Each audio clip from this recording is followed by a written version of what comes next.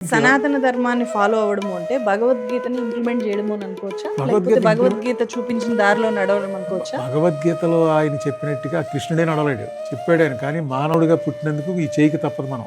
ఎందుకంటే మనలో ఆ గుణాలు ఉన్నాయి.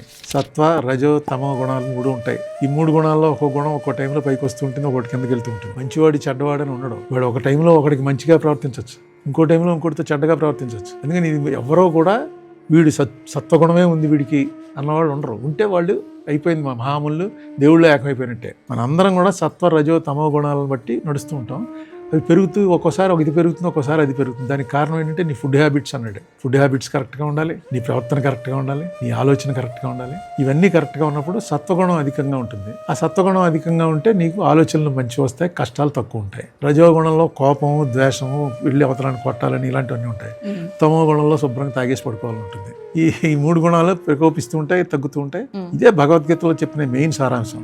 వీటిని ఎలా కంట్రోల్ చేసుకుంటూ ఎలా బతకాలి. డెఫినెట్ గా it's not a religious text కాదండి, అది రిలీజియస్ టెక్స్ట్ కాదండి, ఇట్స్ ఏ క్లాసిక్. ఆ భగవద్గీత యాక్చువల్గా ఏంటంటే ఇట్స్ కౌన్సిలింగ్.